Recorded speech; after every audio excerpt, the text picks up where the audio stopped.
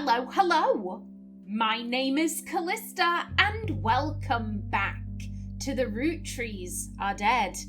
In the last episode, we filled in 3 more slots on the family tree. We have all the way at the top here, Elias and Gwyneth, the founders of the candy company, and down here, Carl, who was the father of the Roottrees sisters.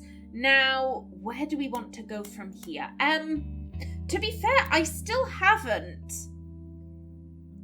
Yeah, I looked up the book. Nothing came up. However, we never looked up the Clancy Trust. We do have the where is it? No, you can go away. Yeah, we do have. Yeah, we still have notable Roottrees. I mean, the Clancy Trust came up in connection with Elias and Gwyneth. And yes, we filled them in. However, I'm still kind of on that track. I'd rather stick to that than jumping around and then trying to remember, oh, did I search that at the time? I can't recall. I'd rather do it now. Spider such. Clancy Trust. The Clancid, pronounced Clancid, Trust is a highly unusual corporate arrangement named after Clancy Edward Roottree, who was Elias's son and the Roottree Candy Company's head lawyer at the time. Due to its unique nature, it's often brought up in online discussions about financial matters and inheritance as an oddity. The company mandates that a fixed percentage of its profits are split every quarter among bank accounts representing each direct relative of Elias and Gwyneth. An account is created for each blood relative at birth and first accessible when they reach 18. The actual numbers have never fully been disclosed to the public, but due to the ever-increasing success of the company, it is a significant amount of money. The Clancy Trust is known for being essentially impossible to get around due to many checks and balances written into it. Still, there have been a few situations in which family members have tried to forcibly remove another member from the trust. Most details online are pretty vague since the matters are handled internally.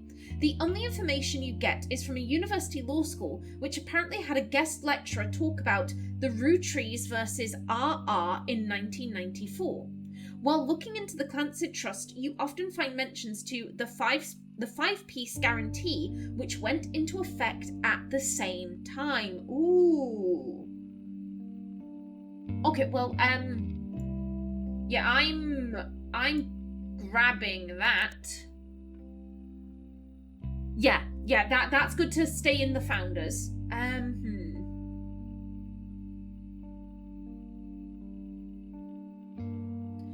I mean, we were told that Elias was a bit funny about blood. A bit obsessive about it. This is interesting. The Rootrees versus RR. And the 5-piece guarantee, I think. Yeah, I'm gonna highlight that there. And I don't think I need to highlight this, but I am going to search for it. You find very few details about this particular incident with regards to the Clancy Trust. A student that attended the lecture wrote about... let's try that again.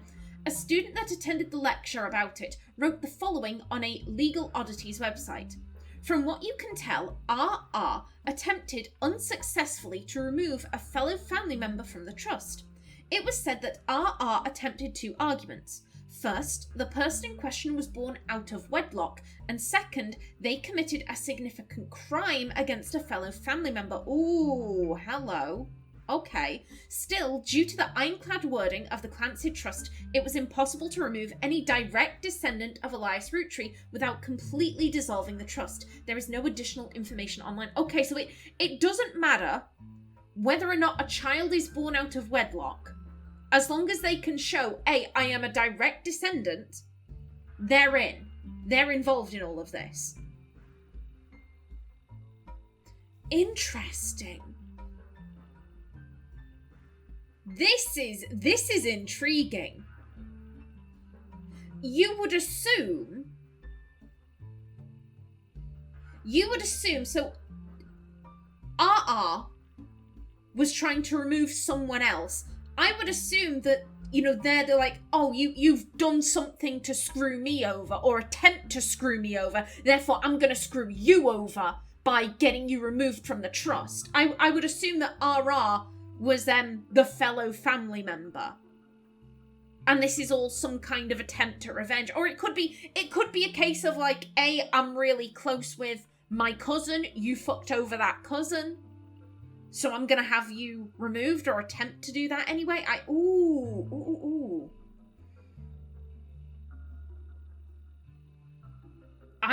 want to know more about this, and the fact that all we have, because I mean, if I try and search for RR, that's not gonna do anything. That's not gonna lead to anything. RR could mean anything. I think I kind of have to leave this be, and that hurts. That hurts so much. Okay. The 5-piece guarantee. The 5-piece guarantee, in combination with the Clancy Trust, was Elias Roottree's attempt to ensure that the Roottree Candy Company would remain a family business for eternity. In isolation, it is somewhat baffling. The yearly salary of Rootree's president is always locked to the price of a single pack of 5 pieces. When the 5-piece guarantee went into effect, this was 25 cents a year. Now it's closer to $4. So Carl was making $4 a year. If I'm reading that correctly or rightly, if I understand this, Carl's yearly wage was $4.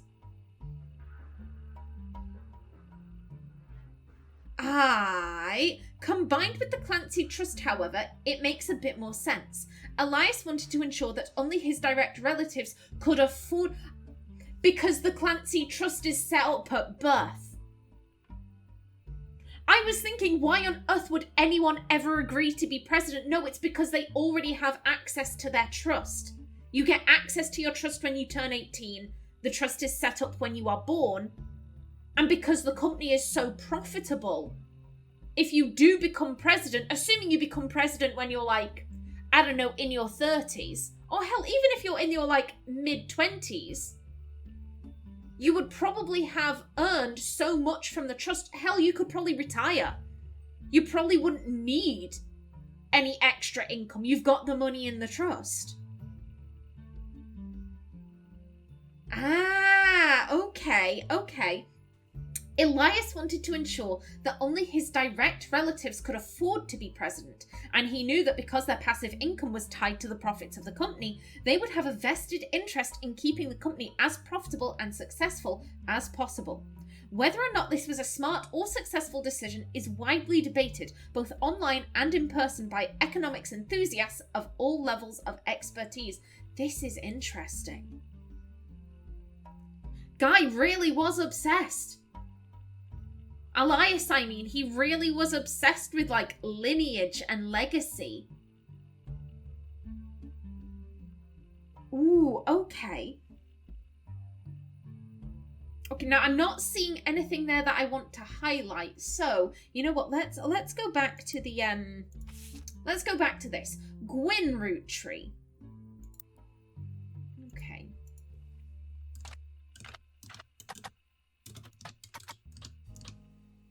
I'm like, am I spelling this correctly? I believe so. Okay, ooh. Okay, thank you. You find some information on a website about old films that are not yet available on VHS. The site is not very well organised and the search is broken, but you can get to individual pages from your search engine. Gwynn Roottree is a somewhat well-known actress who was active in the 1950s. She often appeared in tabloids, especially around the time of her highly publicised divorce. Her biggest role was the minor hit movie Guys Like Us. She left Hollywood after the flop of Christmas Mission. There's a widely circulated picture of Gwynn from behind the scenes on one of her movies, which you've added to evidence. Did you know trivia? Gwynn was the granddaughter of Elias Roottree, the founder of Roottree Candy. She shouldn't have been named Roottree, but her father took her mother's famous name, which was quite rare in those days. Yeah, that would have been extremely rare. Okay, so let's make a page for Gwynn. There we go. Okay, so well-known actress. Actually, let's highlight highly publicized divorce. So we're looking for someone divorced. Maybe we can search up the movies. Christmas Mission.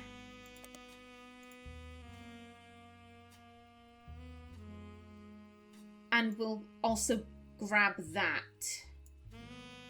Because I may forget. Okay. Also, she was the granddaughter. Okay. Take me there. So that would be this line. So potentially you. Wait, no. This is Gwynn. This is Gwynn because highly publicized divorce. It doesn't look like either of these people got divorced. So you have to be Gwynn. Gwynn Roottree. And wait a minute. There was something. Where's the thing? Most recent occupation.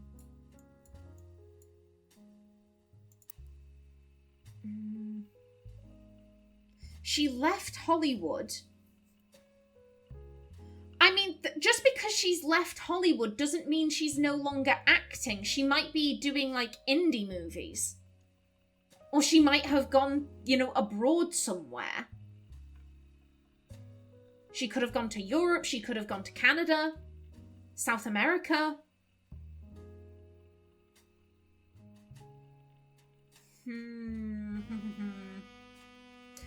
I think I'm gonna... I'll put in actor temporarily. But I'm not too sure about that. Do we have... Is retired?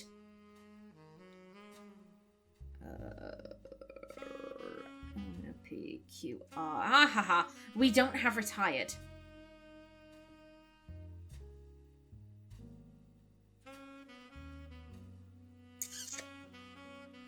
Yeah, I think I'll keep actor for now, but I'm not 100% sure of that. Now, we got... Oh, hello! Hot damn, she is stunning!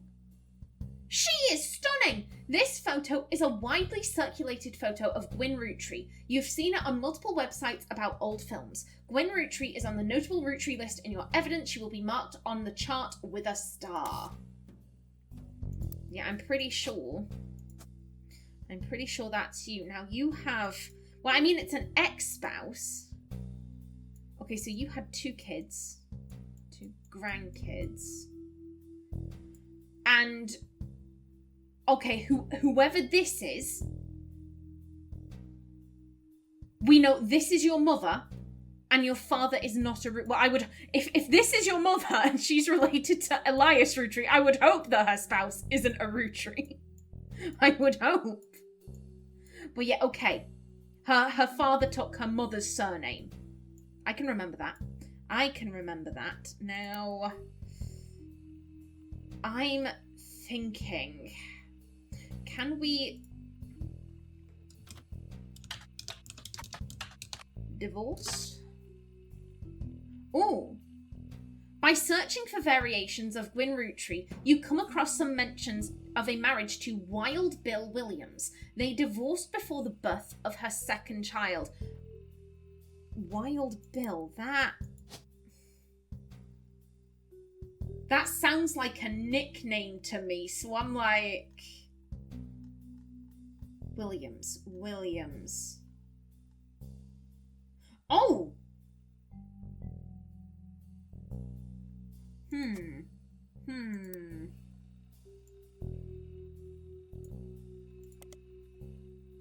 You find some information on a website about old films that are not available on VHS. Okay, yeah, we've read that.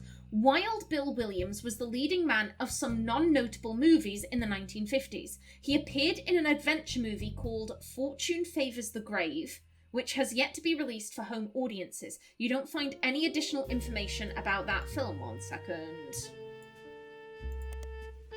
Yep. He was known for his good looks and off-screen romances, specifically with blondes. He was married 4 different times to 4 different actresses. There's a famous Hollywood rumour that he even approached Marilyn Monroe at a party and she was already aware of his reputation. Did you know trivia? Wild Bill grew up in Paris, France. He returned there often. If he was an actor, this is a stage name.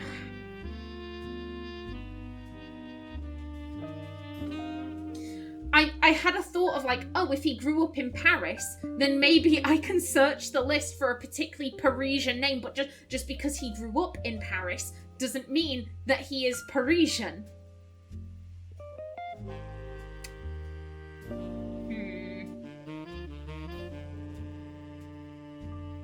I think... let's... excuse me. Oh, there we go. I'm having a moment.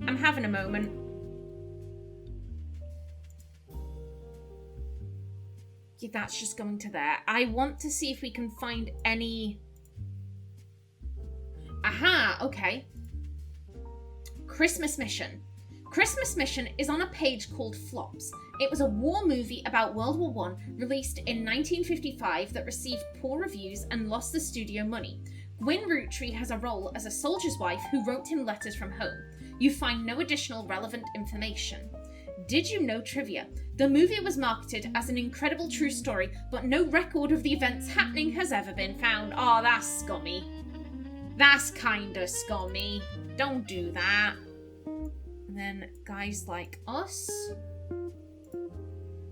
Guys Like Us is a 1953 film in which 2 secretaries cut their hair short and pose as businessmen to get ahead in life until one of them falls in love with their client and hilarity ensues, starring Gwynn Roottree, Leslie Florence and Harrison Lane. Did you know trivia? The title is a play on words, as it can be read that the 2 women are men similar to other men, or that the men are fond of them.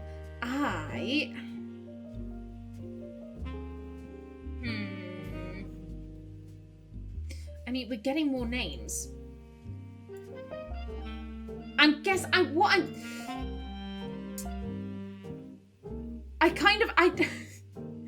know that Gwynn was married. I could move on because I've got Gwynn. The spouses are irrelevant. The spouses are ultimately irrelevant. But he's there. He's there, and I feel the need to complete the pairing. Oh, I'm a completionist.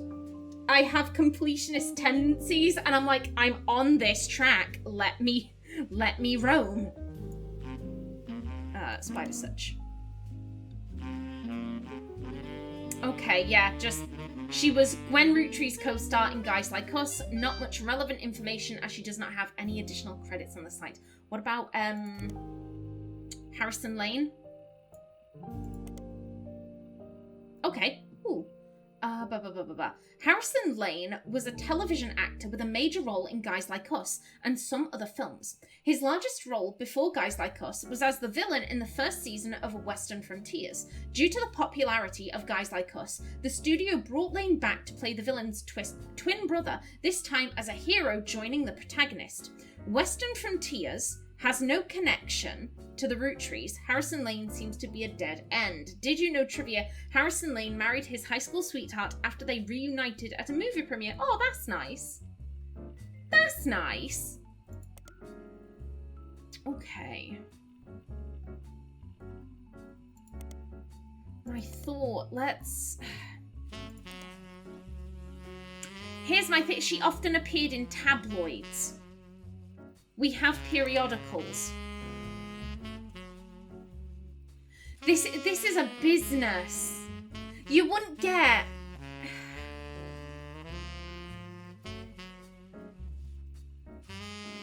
I don't think you'd get articles about someone's divorce in a business magazine. That doesn't make any sense.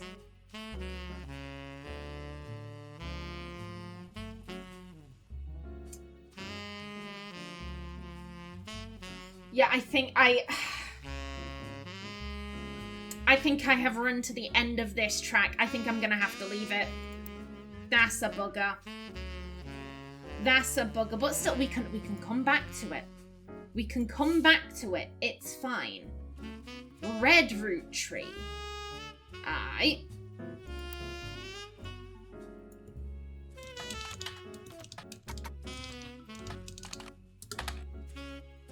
Okay.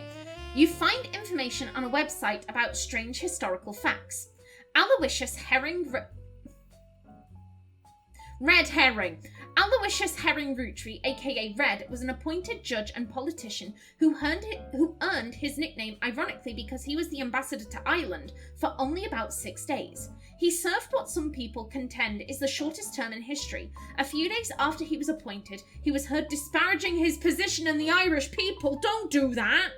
Don't do that after you've been appointed ambassador to Ireland, you dipshit. He then tried to run for state senate. He claimed to be related to the Roottree Candy Company in a newspaper, but it came out that the last name was merely a coincidence and he was defeated in a landslide. So he is literally a red herring. He has nothing to do with the Candy Company or the Roottree family. He just happens to share the same last name. Well that's... I like that. I like that. Okay, well that's you done and dusted right quick. Jim Roottree. Is this the same as Carl's cousin? Jim Roottree. Cousins are Take me here. Your cousin, that's Carl. Cousins are the kids of your aunts and uncles. Which would mean Jim, if he's Carl's cousin, then it has to be this person. You have to be Jim. Do we... Yeah, these would all be like second and third cousins, and none of them are starred, so this has to be Jim. Yeah, this has to be Jim.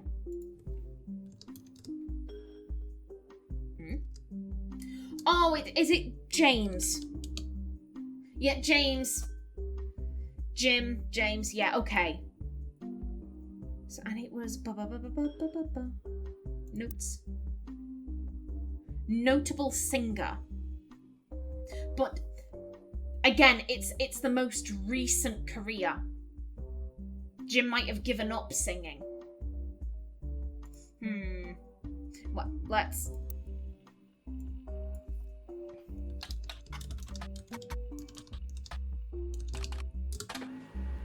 Okay, ooh, thank you. James Roottree is a singer who sings in the duo Jim and Diamond. Let's... new page. Jim. Go.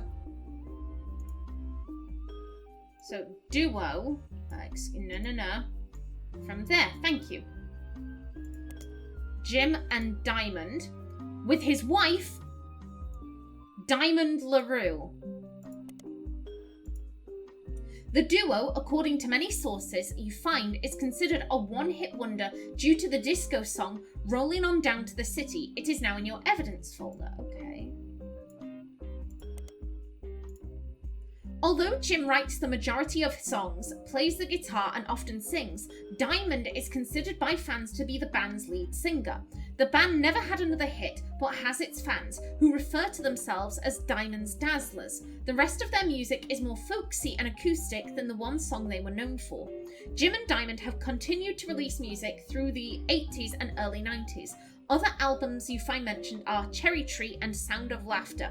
Jim has become a bit of a recluse and he hasn't made a public appearance since 1996, but it does seem like he's still a musician, so we might be able to find a fan site with that. Albums, Cherry Tree and Sound of Laughter. Okay, now what did we get? Okay. There we go. Rolling on Down to the City, Jim and Diamond.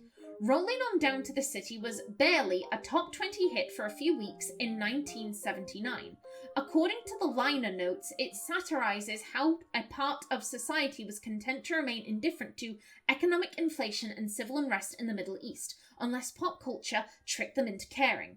Somewhat ironically, listeners didn't seem to pay attention to the lyrics enough to trick them into caring. Instead, most of its play came from roller discos.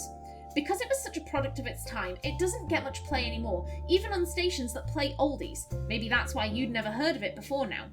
This image is from an auction for a sealed copy. It has a sticker that says, "Only the great-grandson of Elias Roottree could make disco this sweet." It is credited to Peter Janowicz from MMM. Music and lyrics, actually, you know what? Highlight that. Because why not? It's a name. We should look into all names. Music and lyrics by Jim Roottree, vocals by Jim Roottree and Diamond LaRue. He's notable. The lyrics of this song contain no clues. Oh. I don't necessarily want to read all of them. Can we? We're rolling on down to the city. Oh. Oh, this is very disco. This is very, very disco.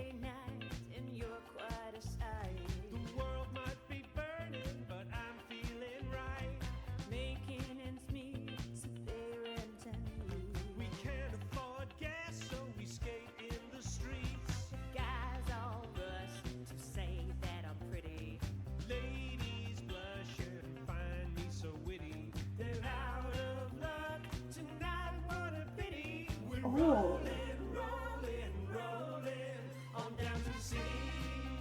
Okay, I could. Question: is it?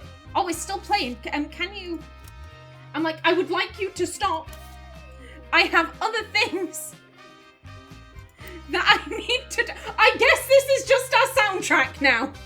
We have the rest of this song. Okay. Do we have singer? No, so maybe musician? Yeah, musician. And then that. And then, yeah, it doesn't look like they got divorced, so Diamond. LaRue. Ooh. Did their kids not take the Roottree name? Interesting. And then, yeah, we have that there. Okay. So yeah, I've got two that I'm feeling pretty confident in. We just need a third. Let's... Okay. Back to the internet. Yeah, let's just... Spider search. Okay, it's just gone to there. Okay. Let's try Diamond's Dazzlers. Diamond's Dazzlers is the name of the official fan club for Jim and Diamond. You find a forum post. Okay, there we go, it's ended.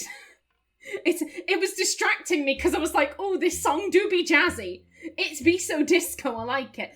You find a forum post called Cool Things You Got in the Mail on a random forum about video games.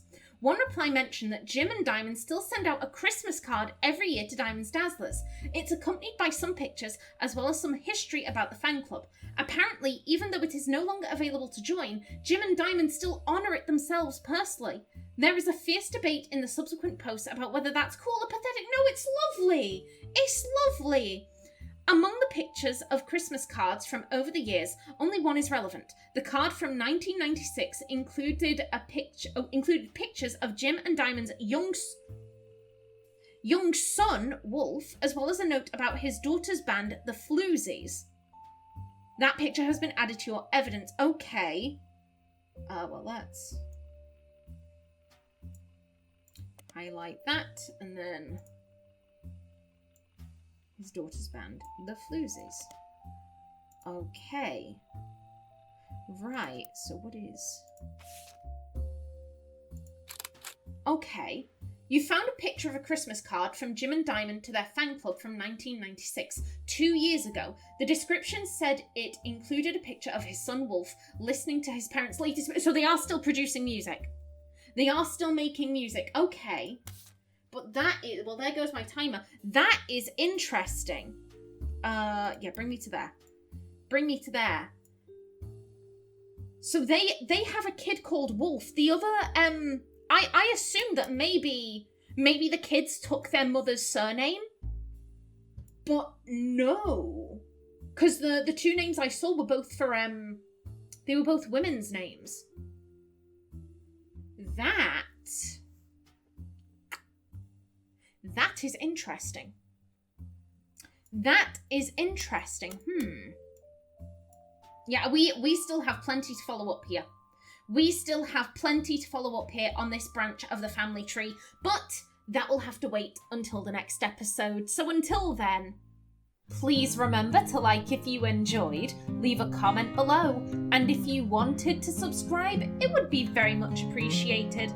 A special thanks to my channel members, such as SM2K, Christopher K. Davis, CGG, and Kevin Bicknell. I've been Kallista. Thanks for watching, and see you in the next episode.